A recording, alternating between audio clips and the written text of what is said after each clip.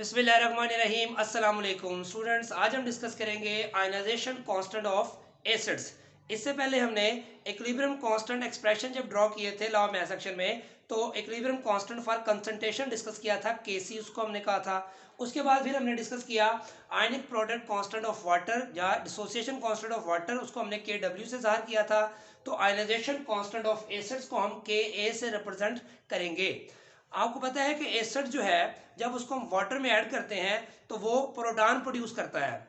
अब तमाम एसिड जो हैं वो एक जैसी स्ट्रेंथ नहीं रखते। कुछ एसिड्स होते हैं स्ट्रॉन्ग, और जब उनको वाटर में आप डिजोल्व करते हैं तो वो कंप्लीट डिसोसिएट हो जाते हैं, 100% डिसोसिएट हो जाते हैं।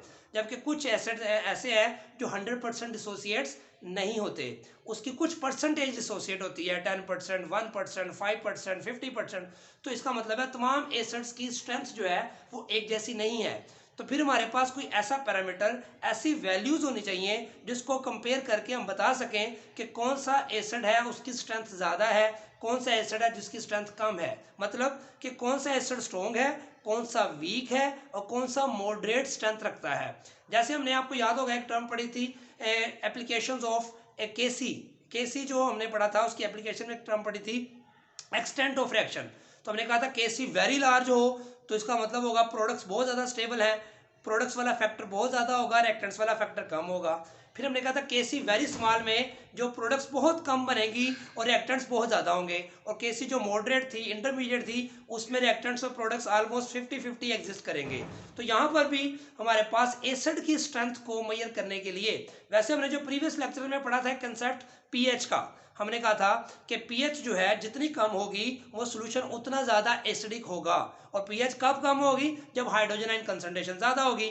लेकिन हमने साथ ये भी डिस्कस किया था कि अगर हाइड्रोजन की कंसंट्रेशन चेंज करते जाएं, 0.1 मोलर है, 0.01 मोलर है या 1 मोलर है, तो हाइड्रोजन आयन की कंसंट्रेशन के चेंज होने से, हाइड्रोजन आयन की कंसंट्रेशन के चेंज होने से पीएच चेंज होती जाएगी। तो हमारे पास कोई क्राइटेरिया नहीं है कि पीएच की बुनियाद पे एसिड्स की स्ट्रेंथ को हम कंपेयर कर सके, क्योंकि वो तो चेंज हो सकती है। तो उसकी जब कंसंट्रेशन चेंज करते हैं तो उसकी पीएच चेंज हो जाती है, जिससे पता चला कि पीएच को हम स्टैंडर्ड नहीं बना सकते किसी एसिड की स्ट्रेंथ के लिए। लेकिन हमारे पास एक कांस्टेंट वैल्यू या एक फिक्स वैल्यू होनी चाहिए जिससे हम एसिड्स की स्ट्रेंथ को कंपेयर कर सके। अब हमारे पास जो के वैल्यू है क्या है? के value is the quantitative measure of the strength of the acids. Acids की जो स्ट्रेंथ है उसको मेजर करने के लिए क्वांटिटेटिव मतलब उसकी स्पेसिफिक या पर्टिकुलर वैल्यू होगी जिससे हम उसकी स्ट्रेंथ को डिटरमिन या डिस्कस या कंपेयर कर सकेंगे दूसरे एसिड्स के साथ, और ये कांस्टेंट वैल्यू होगी। लेकिन पीएच तो एक ही एसिड की चेंज हो सकती है कंसंट्रेशन चेंज होने से, लेकिन उसकी के ए वैल्यू कांस्टेंट रहेगी। जैसे मैंने कहा था कि अगर वाटर में एसिड ऐड करें तो उसकी के डब्ल्यू वैल्यू कांस्टेंट रहेगी, लेकिन वो पानी एसिडिक हो जाएगा, उसकी पीएच बदल जाएगी, लेकिन वही पानी जो है उसकी के डब्ल्यू की वैल्यू कांस्टेंट रहेगी। सेम इस तरह के एक एसिड के लिए पर्टिकुलर कंडीशंस पर फिक्स वैल्यू होगी, जबकि उसकी पीएच चेंज हो सकती है। इसलिए जो क्राइटेरिया है किसी भी एसिड की स्ट्रेंथ का, उसकी वैल्यू के साथ उसको डिटरमिन करने के लिए वो हमारे पास के वैल्यू है। अब के वैल्यू का एक्सप्रेशन ड्राइव करेंगे, जैसे हमने के डब्ल्यू के बारे में उसका एक्सप्रेशन ड्राइव किया था वाटर की सेल्फ आयनाइजेशन से।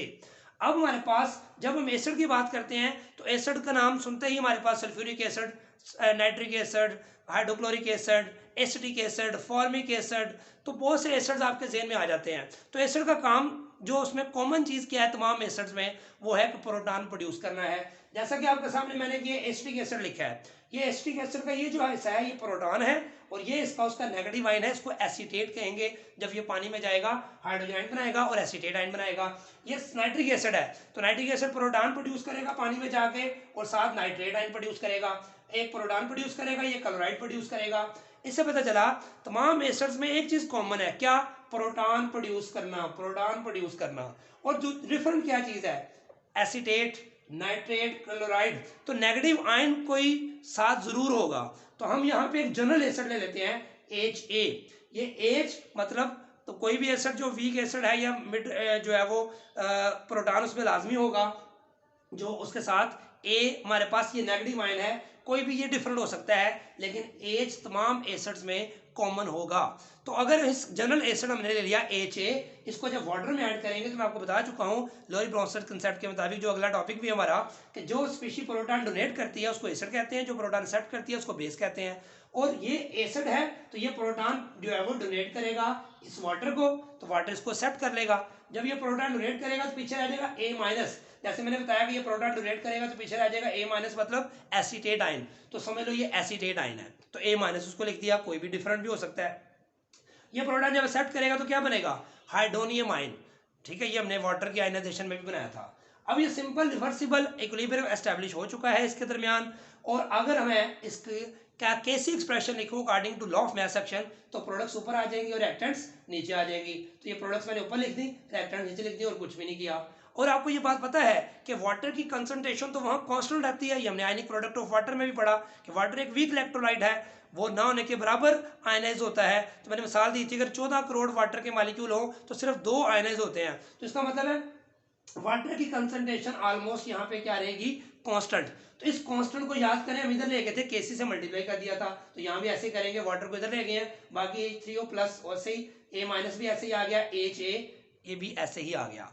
अब आपको याद होगा फिर हमने केसी इंटू वाटर को क्या कहा था, याद करें, KW कहा था। क्यों, क्योंकि हमने कहा था दो कांस्टेंट्स को जब मल्टीप्लाई करेंगे तो एक नया कांस्टेंट आएगा, और वो कांस्टेंट चूंकि इस तरफ जो प्रोडक्ट थी वो हाइड्रोजन आयन और हाइड्रोक्साइड आयन थे, जो कि वाटर की आयनाइजेशन से बने थे, उसमें प्योर वाटर था, अकेला वाटर था, तो वाटर की आयनाइजेशन से जो आयन बने थे उनकी प्रोडक्ट थी, इसलिए हमने बोला KW ionic product of water, या डिसोसिएशन कांस्टेंट फॉर वाटर, यानी कि वाटर से बनने वाले आयंस की प्रोडक्ट का कांस्टेंट KW कह दिया। अब ये जो आयंस बने हैं ये एसिड की डिसोसिएशन से बने हैं, वाटर की डिसोसिएशन से नहीं बने। तो ये जो आयंस की प्रोडक्ट आ रही है हमारे पास, हाइड्रोनियम आयन, ये प्रोटॉन जो इसने प्रोड्यूस किया, और A-, तो एसिड की डिसोसिएशन से जो आयन बने उन आयंस की प्रोडक्ट है, और ये भी एक कांस्टेंट वैल्यू होगी, जैसे Kc कांस्टेंट था, KW कांस्टेंट था, तो ये भी एक नया कांस्टेंट आएगा। लेकिन चूंकि ये आयंस वाटर से नहीं बने, ये आयंस एसिड की आयनाइजेशन से बने हैं, एसिड से बनने वाले आयंस के प्रोडक्ट से बने हैं, इस बने हैं कांस्टेंट, इसलिए इसको बोलेंगे Ka कह देंगे। यही KW कब था, जब Kc इंटू वाटर, इधर वाटर के आयंस थे, अब ये एसिड के आयंस है तो इसलिए इसको Ka कह देंगे। अभी हम नेक्स्ट टॉपिक में पढ़ेंगे आयनाइजेशन कांस्टेंट ऑफ बेसिस, तो उसमें यहाँ पे ये Kc इंटू वाटर उसमें भी आएगा, लेकिन उसको फिर हम जो उधर जो आयंस होंगे वो बेस के रिएक्शन के साथ बनेंगे, इसलिए उसको हम Kb कह देंगे, लेकिन वो बाद में डिस्कस करेंगे, तो इसको हमने Ka कह दिया। इससे बात आपको एक बहुत आपको बतानी जरूरी है कि जो हाइड्रोनियम आयन है और हाइड्रोजन आयन ये एक ही बात है, जहां भी हाइड्रोनियम आयन हो वहां हम प्रोटॉन लिख सकते हैं, उनकी कंसंट्रेशन, जितने प्रोटॉन होते हैं बेसिकली हाइड्रोनियम आयन होते हैं, वो प्रोटॉन की कंसंट्रेशन ही होती है, तो हम हाइड्रोजन आयन की कंसंट्रेशन यहाँ लिख सकते हैं A-/HA। तो दिस इज इक्विलिब्रियम एक्सप्रेशन जो कि हमारा लॉ ऑफ मास एक्शन के मुताबिक फाइनल डेवलप हुआ। अब इस एक्सप्रेशन में आप देख सकते हैं कि ये किसके बराबर है, प्रोडक्ट्स ऑफ आयंस जो कि एसिड से बने, नीचे जो एसिड है हमारे पास HA। अब हमारे पास इस इक्वेशन की मदद से हम क्या क्या फायदे हासिल कर सकते हैं, तो आपकी बुक में 3-4 लाइनें लिखी हुई हैं। Ka हम फाइंड कर सकते हैं अगर हमारे पास हाइड्रोजन आयन कंसंट्रेशन और ये जो नेगेटिव आयन बना है, जो साल्ट की जो नेगेटिव आयन बना है इसकी कंसंट्रेशन पता हो, और जो एसिड की कंसंट्रेशन का पता हो, तो हम इससे Ka वैल्यू फाइंड कर सकते हैं। अगली बात, अगर हमारे पास ये वैल्यू हो और ये वैल्यू हो, तो हम हाइड्रोजन आयन की कंसंट्रेशन को भी फाइंड कर सकते हैं, या उससे हम pH भी आगे फाइंड कर सकते हैं। तो इसका मतलब है इस इक्वेशन से हम जो है pH या हाइड्रोजन कंसंट्रेशन भी फाइंड कर सकते हैं अगर ये दो वैल्यूज गिवन है, और अगर हमारे पास ये वैल्यू और ये वैल्यू गिवन है तो हम Ka फाइंड कर सकते हैं। ये इसकी एप्लीकेशन आपने याद रखनी है। इसके अलावा इसका जो है हमारे पास इसकी जो एसिड स्ट्रेंथ के साथ Ka का रिलेशनशिप हमारे पास क्या होगा, तो याद रखें जैसे Kc की वैल्यू हमने पढ़ी थी, एक्सटेंट ऑफ रिएक्शन में Kc very large, very small और मॉडरेट, तो यहाँ पर भी Ka वैल्यू जो है हमारे पास वेरी स्मॉल जब होगी, तो वेरी स्मॉल का क्राइटेरिया बता दिए, ऑब्जेक्टिव में पूछ लेते हैं, लेस देन 10⁻³ तो वो एसिड क्या होगा, वीक एसिड होगा। फॉर एग्जांपल एसिटिक एसिड की जब हम Ka वैल्यू फाइंड करते हैं तो इसमें इसकी वैल्यू आती है 1.85 × 10⁻⁵, तो ये छोटी वैल्यू है, काफी छोटी वैल्यू है। और H2S के लिए जब हम Ka वैल्यू फाइंड करते हैं तो आती है 10⁻⁷, ये और ज्यादा वीक एसिड हो जाता है। तो इसका मतलब क्या हुआ, जितनी Ka वैल्यू कम, उसकी वजह क्या है के वैल्यू बताएं या केसी वैल्यू कब कम होती थी, मैंने बताया था जब प्रोडक्ट्स वाला फैक्टर बहुत कम हो। तो प्रोडक्ट्स का फैक्टर में देखें प्रोटॉन है यहाँ पर, तो जब हम कहते हैं के वेरी स्मॉल तो इसका मतलब है ऊपर जब इक्विलिब्रियम एस्टेब्लिश हुआ उस वक्त हाइड्रोजन आयन की कंसंट्रेशन बहुत कम थी जिस और नीचे वाला फैक्टर बहुत ज्यादा था, यानी कि ये जो अगर बहुत ज्यादा वीक एसिड होगा तो ये अनडिसोसिएटेड फॉर्म में ज्यादा एग्जिस्ट करेगा और डिसोसिएटेड फॉर्म में बहुत थोड़ा एग्जिस्ट करेगा। फॉर एग्जांपल ये अगर 1000 मॉलिक्यूल है तो हो सकता है 3 मॉलिक्यूल आयनाइज हुए हैं, 4 आयनाइज हुए हैं, तो 4 प्रोटॉन ऊपर आएंगे, नीचे जो है 496 फोर्स कर 996 आ गया है, तो नीचे वाला फैक्टर बहुत बड़ा होगा, तो वैल्यू आपके पास बहुत स्मॉल आएगी। तो इससे पता चला के वैल्यू जब भी स्मॉल हो तो समझ जाए वो डिसोसिएट कम हो रहा है, प्रोटॉन कम बन रहे हैं, तो वो वीक एसिड होगा।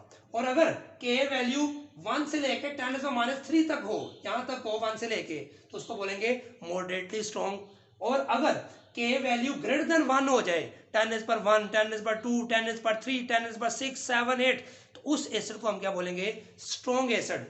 वो कब होगी, जब ये वाला फैक्टर बहुत ज्यादा हो। फॉर एग्जाम्पल मैंने मिसाल दी 1000 मॉलिक्यूल थे इसके और जो है इसके 990 आयंस बन चुके हैं, पीछे 5-6 रह गए हैं, फर्ज कर लेते हैं, मिसाल दे रहा हूँ, तो वो थोड़े पीछे रह गए हैं, तो प्रोडक्ट्स वाला फैक्टर फिर बहुत बड़ा होगा और नीचे वाला फैक्टर बहुत छोटा होगा, तो इनको डिवाइड करेंगे तो के वैल्यू ग्रेटर देन 1 आएगी।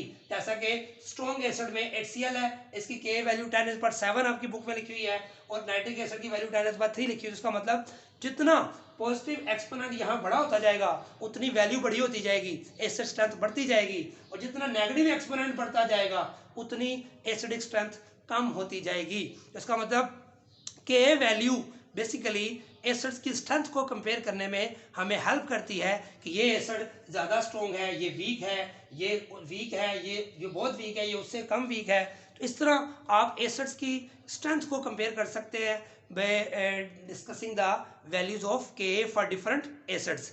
अब जिस तरह हमने H हाइड्रोजन आयन कंसंट्रेशन को डिस्कस किया था, तो फिर हमने pH में उसको कन्वर्ट किया था। क्यों?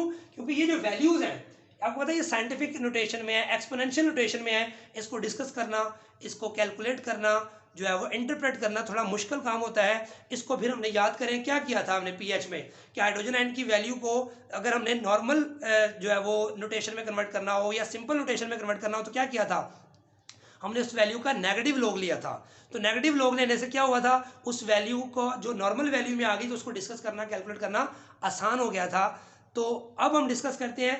अब मैंने आपके सामने कुछ के वैल्यूज लिखी हैं। फॉर एग्जांपल 10⁻³ कोई एसिड है, उसकी के वैल्यू 10⁻³ है, 10⁻4, 10⁻5, 10⁻6। तो इसका मैंने पीएच में भी आपको समझाया था। हाइड्रोजन आयन कंसंट्रेशन यहाँ लिखी थी, आपको याद होगा कि ये 10⁻³ का मतलब है 1/1000 और ये वैल्यू बनती है 0.001। और ये 10⁻6 को लिखूंगा तो 1/10⁻6 तो ये डिवाइड होकर जाएगा 0.00001। तो ये बहुत छोटी वैल्यू है और ये बहुत बड़ी वैल्यू है इसके मुकाबले में।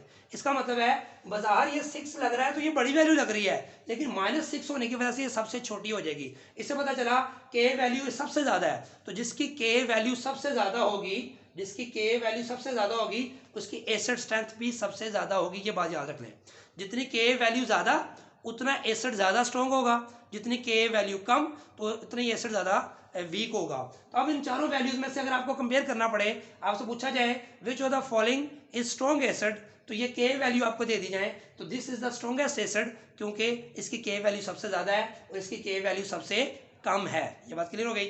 अब इस के वैल्यू को मैं pKa वैल्यू में कन्वर्ट करना चाहता हूं तो क्या करते हैं, मैंने बताया था जब भी आप किसी वैल्यू के साथ, किसी हाइड्रोजन के साथ पी लगाया था तो माइनस लॉग लेकर लिया था उसकी कंसंट्रेशन के साथ। इस तरह OH के साथ पी लगाया, उसकी वैल्यू के साथ माइनस लॉग लगाया। KW के साथ पी लगाया, उसकी वैल्यू के साथ माइनस लॉग लगाया। अब Ka के साथ पी लगाएंगे तो उसकी Ka के साथ माइनस लॉग लगाना पड़ेगा, तो माइनस लॉग ऑफ Ka बनेगा। और माइनस लॉग ऑफ Ka का मतलब Ka की वैल्यू मैं फर्ज कर ये वाली ले रहा हूँ 10⁻³ आ जाएगी, तो ये 10⁻³ पावर शुरू में आ जाएगी। मैंने बताया था थर्ड लॉ ऑफ लॉगरिथम के मुताबिक माइनस माइनस प्लस 3 शुरू में आ जाएगा, log ऑफ 10 1 होता है, तो 3 × 1 आंसर 3 आ गया। यानी कि इस के जिस एसिड की स्ट्रेंथ के ये वाली है उसकी पीके वैल्यू 3 आई और इसकी 4 बनेगी, इसकी 5 बनेगी, इसकी 6, सबका माइनस लॉग ले लिया, आप खुद कर सकते हैं। अब मुझे बताएं कि ये वैल्यू सबसे ज्यादा है मैंने बताया, लेकिन और ये सबसे कम, लेकिन जब इस वैल्यू को pKa में कन्वर्ट किया तो ये वैल्यू अपनी चारों वैल्यूज में सबसे छोटी वैल्यू हो गई। सेम pH में जब कन्वर्ट किया तो वैल्यू सबसे छोटी हो गई थी। तो बात ध्यान में रखें, हमने कहा था हाइड्रोजन आयन जितने ज्यादा pH उतनी ही कम होगी, जितने हाइड्रोजन आयन ज्यादा एसिड ज्यादा स्ट्रॉन्ग होगा, एसिडिक स्ट्रेंथ ज्यादा होगी, लेकिन जितनी pH कम उतना एसिड ज्यादा स्ट्रॉन्ग होगा। ये पढ़ा था। सेम यहाँ पे भी वही रिलेशनशिप इस्तेमाल करना है कि जितना ज्यादा होगा उतनी एसिड स्ट्रेंथ ज्यादा होगी, लेकिन pKa में जब कन्वर्ट कर देंगे, अगर ये 3 4 5 6 ये आपको 4 वैल्यूज दे दी जाए pKa वैल्यूज और आपसे पूछा जाए कि कौन सा एसिड स्ट्रॉन्ग होगा, आप कहेंगे जिसकी वैल्यू कम होगी उसकी जो एसिड स्ट्रेंथ उतनी ही ज्यादा होगी। pKa is inversely proportional to Ka। क्या मतलब, जितनी Ka वैल्यू देखें ज्यादा है उसकी pKa वैल्यू उतनी ही कम आ गई। पहले इसको देख लेते हैं, बाद में इसको आते हैं। और जिसकी Ka वैल्यू सबसे कम है उसकी pKa वैल्यू सबसे ज्यादा। तो इसका मतलब है जितनी Ka वैल्यू ज्यादा, यानी कि जो स्ट्रॉन्ग एसिड्स होंगे उनकी Ka वैल्यू ज्यादा होगी लेकिन pK वैल्यू कम होगी, और जिनकी pK वैल्यू कम होगी जिनकी Ka वैल्यू कम होगी उनकी pK वैल्यू ज्यादा होगी। तो इसका मतलब है जिस तरह H और pH का कंसेप्ट था, रिलेशनशिप इनवर्स था, इस तरह ये भी इनवर्स होगा। अगली बात, हमारे पास ये रिलेशनशिप मैंने आपके सामने दोबारा लिखा है, Ka is equal to H positive into A minus over HA। ये मैंने वही रिलेशनशिप दोबारा लिखा है। अब इस एक्सप्रेशन से हमें क्या पता चलता है कि हाइड्रोजन आयन कंसंट्रेशन, मैंने बताया था प्रोडक्ट सुपर रिएक्टेंट नीचे, जब Ka वैल्यू बहुत ज्यादा होती है उसका मतलब क्या चीज ज्यादा होती है, इक्विलिब्रियम के वक्त हाइड्रोजन आयन कंसंट्रेशन, इसका मतलब है बहुत ज्यादा है तो टेस्ट स्ट्रॉन्ग होगा। जब हाइड्रोजन आयन कंसंट्रेशन बहुत ज्यादा होगी तो मैंने बताया उसकी pH क्या हो जाएगी, कम हो जाएगी, क्योंकि माइनस लोग लेंगे pH कम हो जाएगी। पर जब हाइड्रोजन आयन ज्यादा होगी तो साथ Ka भी ज्यादा होगा। तो मैंने ये प्रीवियस लेक्चर इस लेक्चर को साथ मिक्स कर दिया ताकि आपको टोटल कंसेप्ट आपका समराइज हो जाए।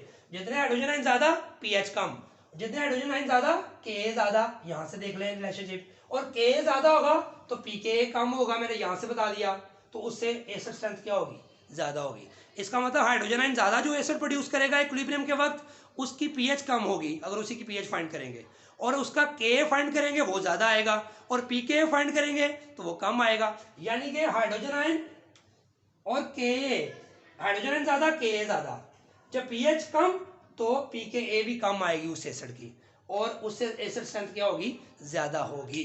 कोई मुश्किल बात इसमें नहीं है, ये कंसेप्ट आपने याद रखने हैं, क्योंकि जब माइनस लोग लेते हैं तो वैल्यू का मैग्नीट्यूड जो उलट हो जाता है। जैसे यहाँ 10 में -3 ये सबसे बड़ी वैल्यू थी, लेकिन जब pK में लिया तो इसका मैग्नीट्यूड बाकी सब वैल्यू में छोटा आया। तो इससे हम याद रखेंगे जब भी हम साइंटिफिक नोटेशन को सिंपल नोटेशन में करते हैं माइनस लोग लेके, तो उसकी वैल्यू जो है उलट हो जाती है, बहुत बड़ी वैल्यू बहुत छोटी हो जाती है और बहुत छोटी वैल्यू बहुत बड़ी हो जाती है, जिससे हम कहेंगे जितनी Ka वैल्यू ज़्यादा उतनी pK वैल्यू कम। तो Ka वैल्यू ज़्यादा होने का मतलब एसिड स्ट्रॉन्ग होगा, उसकी pK वैल्यू कम वाला ज़्यादा स्ट्रॉन्ग होगा। ये बात आपने याद रखनी है। अब इससे सबसे इम्पोर्टेंट बात जो मैं बताने लगा हूँ वो ये कि अब पेपर में पूछ लेता है कि pK वैल्यू 3 और 4 में जो फर्क है, अब बाहर देखें 4 - 3 कितना बनता है, 1, और इस 5 और 3 में पूछा जाए कि दो एसिड है, एक की pK वैल्यू 3 है और एक की pK वैल्यू 5 है, तो बताएं इनकी एसिड स्ट्रेंथ में कितने टाइम्स का फर्क है। यानी 5 वाला वीक है, 3 वाला स्ट्रॉन्ग है, तो 3 वाला 5 वाले से कितना स्ट्रॉन्ग है, 6 वाले से 3 वाला कितना स्ट्रॉन्ग है। तो बाहर देखें तो 4 और 3 में 1 का डिफरेंस बनता है, तो बच्चे समझते हैं 3 pK एसिड वाला वैल्यू वाला एसिड 4 वाले से 1 टाइम ज्यादा स्ट्रॉन्ग है, और इससे 2 टाइम ज्यादा स्ट्रॉन्ग है, और इससे 3 टाइम ज्यादा स्ट्रॉन्ग है, जो कि गलत जवाब है। क्यों, आप इन वैल्यूज को ना देखें, एक्चुअल वैल्यूज ये हैं, ये तो हमने सिंपल स्केल बनाई है उसको अंडरस्टैंड करने के लिए, समझने के लिए, कैलकुलेट करने के लिए। तो असल जब 3 और 4 में असल फर्क एक 0 का फर्क आता है, 10 का डिफरेंस आता है। जब 5 और 3 में देखें तो 2 0 का फर्क यानी कि 100 का डिफरेंस आता है, और जब 6 और 3 में देखें तो 3 zeros यानी कि 1000 का फर्क आता है। इससे पता चला 4 और 3 में जो फर्क 1 का नजर आ रहा है pK वैल्यूज में, एक्चुअली 3 वाला एसिड 4 वाले से 10 टाइम्स ज्यादा स्ट्रॉन्ग है। फिर इसी तरह 5 वाले से ये 2 0 का फर्क 100 का डिफरेंस बना, तो ये 3 वाला एसिड 5 वाले से 100 टाइम्स ज्यादा स्ट्रॉन्ग है, और 6 वाले से 3 zeros का डिफरेंस यानी कि 1000 का डिफरेंस बना, तो 3 pK वैल्यू वाला एसिड 6 pK वैल्यू वाले एसिड से 1000 टाइम्स ज्यादा स्ट्रॉन्ग होगा। और अगर 7 भी हो तो फिर 10,000 टाइम्स, यानी कि जितना नंबर में फर्क आए उतने जीरोस आप साथ लगा दें। 1 का डिफरेंस तो 0 मतलब 1 10, 2 का फर्क 100 का फर्क, 3 का फर्क 1000 का, 4 का फर्क 10,000 का। तो ये बात बड़ी इंपॉर्टेंट है, बच्चे इसको सिंपल समझ लेते हैं कि इनमें एक एक का फर्क है तो 1 टाइम्स 2 टाइम्स बस इंक्रीज आ रहा है, लेकिन जितने मैग्नीट्यूड का फर्क उतने जीरोस लगा के आप उसकी स्ट्रेंथ को मेजर करेंगे। अब हम डिस्कस करेंगे आयनाइजेशन कांस्टेंट ऑफ बेसिस। जैसे हमने ionisation constant of acids discuss किया, इसी तरह आयनाइजेशन कांस्टेंट ऑफ बेसिस को डिस्कस करेंगे और उसमें भी हम यही रिलेशनशिप डेवलप करेंगे एंड पे कि हाइड्रोजन OH आयन जितने ज़्यादा उतनी POH उसकी कम होगी, उतनी उसकी Kb वैल्यू ज़्यादा और उतनी उसकी pKb वैल्यू कम और उतना ही उसकी बेसिक स्ट्रेंथ ज़्यादा होगी। और यहाँ पे हमारे पास Ka की जगह Kb आ जाएगा, तो हम उसको डिस्कस करेंगे। अब हम डिस्कस करेंगे आयनाइजेशन कांस्टेंट ऑफ बेसिस, जिसको हम Kb से रिप्रेजेंट करेंगे। तो सेम वही जो फॉर्मेट हमने आयनाइजेशन कांस्टेंट फॉर एसिड्स के लिए किया था, अब वही बेस के लिए करेंगे। सेम ये वही इक्वेशन लिखी हुई है, Kb मैंने कर दिया Ka की जगह। Kb is the quantitative measure of the strength of the basis. जिस तरह Ka किसी भी एसिड की स्ट्रेंथ को डिटरमिन करने के लिए हम वैल्यू देखते हैं, सेम इसी तरह कोई बेस कितनी स्ट्रॉन्ग है उसकी Kb वैल्यू से अंदाज़ा लगाया जा सकता है। तो कोई बेस स्ट्रॉन्ग होगी तो उसकी Kb की वैल्यू लार्ज होगी, और कोई बेस वीक होगी तो उसकी Kb की वैल्यू स्मॉल होगी। सेम विद K वैल्यू जो हमने डिस्कस किया है। अब उसके एक्सप्रेशन डिस्कस करते हैं जल्दी से, क्योंकि हम पहले जो पढ़ा है सेम उसी पैटर्न पे करेंगे। अगर हमारे पास कोई बेस है, जैसे यहाँ पे अमोनिया एक बेस है, बेस का काम क्या होता है, प्रोटॉन को एक्सेप्ट करना, मैं पहले बता चुका हूँ। तो ये वाटर में से प्रोटॉन को एक्सेप्ट करेगी, तो अमोनिया के पास होता है लोन पेयर, तो ये लोन पेयर डोनेट करके प्रोटॉन एक्सेप्ट करके ये बन जाएगा अमोनियम आयन, और ये पीछे OH water produce O hydroxide ion produce हो जाएगा। अब ये जो अमोनियम आयन बना, अब ये अमोनिया की जगह हमने ले लिया बेस बी ले लिया। जैसे हमने कोई भी जनरल एसिड लिया था HA, तो यहाँ हम कोई भी बेस ले लेते हैं बी, उसके पास कोई लोन पेयर है, वो लोन पेयर डोनेट करेगी प्रोटॉन को, तो प्रोटॉन को डोनेट करके ये प्रोटॉन एक्सेप्ट कर लेगी, तो ये बन जाएगा BH positive plus OH negative. ये पॉजिटिव कहाँ से आया, क्योंकि जब भी कोई न्यूट्रल स्पीशी, जैसे कि यहाँ पे अमोनिया ने इलेक्ट्रॉन पे डोनेट किया था, तो इस पे पॉजिटिव चार्ज आ जाएगा। तो यहाँ पे भी बेस जो अगर न्यूट्रल बेस है तो वो इलेक्ट्रॉन पे जब डोनेट करेगी प्रोटॉन को, तो उसके ऊपर पॉजिटिव चार्ज आ जाएगा, तो ये BH positive plus OH negative. आगे सेम वही, तो प्रोडक्ट्स ऊपर, रिएक्टेंट्स नीचे, Kc वैल्यू आ जाएगी।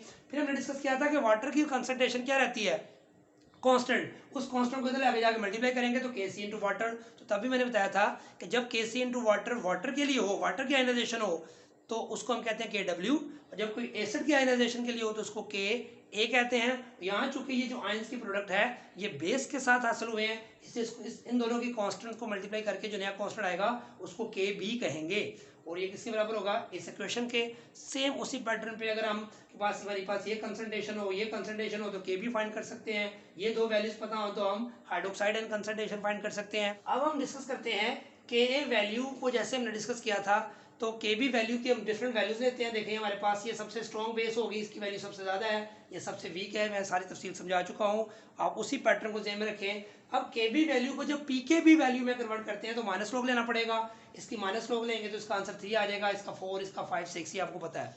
जितनी Kb वैल्यू ज़्यादा उसकी pKb वैल्यू सबसे कम होगी। तो क्या रिलेशनशिप हुआ, इनवर्स, जैसे Ka और pKa का इनवर्स रिलेशनशिप था। अब हमारे पास ये क्वेश्चन दोबारा से मैंने लिखी, Kb जो है वो BH पॉजिटिव OH नेगेटिव और बेस, ये हमारे पास बेस स्ट्रेंथ अब किस पर डिपेंड करती है। तो सारी बातों को हम समराइज करेंगे दोबारा कि जितने OH आयन ज़्यादा होंगे मीडियम के अंदर इक्विलिब्रियम के वक्त OH जितने ज़्यादा उतनी उसकी POH फाइंड करेंगे, वो कम आएगी, मैं बता चुका हूँ। अब उसी की जब OH ज़्यादा होंगे तो Kb भी ज़्यादा होगी, तो यहाँ पे Kb आएगा, यहाँ पे क्या आएगा, Kb। तो जितनी OH आयन ज़्यादा उतनी Kb की वैल्यू भी ज़्यादा, और जब Kb की वैल्यू ज़्यादा होगी तो उसकी pKb निकालेंगे तो वो कम आएगी, और एसिड की स्ट्रेंथ, जो बेस की स्ट्रेंथ क्या होगी, ज़्यादा होगी। तो ये रिलेशनशिप सेम उसी पैटर्न पे था जो हमने Ka वैल्यू के अंदर डिस्कस किया। उसके बाद फिर सेम उसी तरह अगर दो बेस की स्ट्रेंथ को कंपेयर करेंगे तो ये 3 और 4 का जो डिफरेंस है ये 1 का डिफरेंस नहीं होगा, कितना होगा, 10 का डिफरेंस। मतलब ये वाली बेस इस वाली बेस से 10 टाइम्स ज़्यादा स्ट्रॉन्ग होगी, इस वाली से ये वाली बेस 100 टाइम्स, और इस वाली बेस से 1000 टाइम्स। ये मैं आपको पहले बता चुका हूँ कि दो वैल्यूज़ जो pKb या pKa या pH की जो वैल्यूज़ में जो 1 का डिफरेंस है, एक्चुअली वो 10 का डिफरेंस है, 2 का डिफरेंस 100 का, और 3 का डिफरेंस 1000 का डिफरेंस है।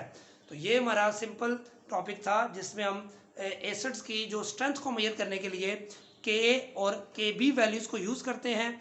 जितनी के ए वैल्यू ज़्यादा एसिड स्ट्रॉन्ग, के ए वैल्यू कम एसिड वीक। इसी तरह के बी वैल्यू जितनी ज़्यादा उतनी बेस स्ट्रॉन्ग, कितनी के बी वैल्यू कम उतनी बेस वीक। लेकिन पी के ए और पी के बी में जाएंगे तो उलट हो जाएगा। दुआ में याद रखिएगा। अल्लाह हाफिज़।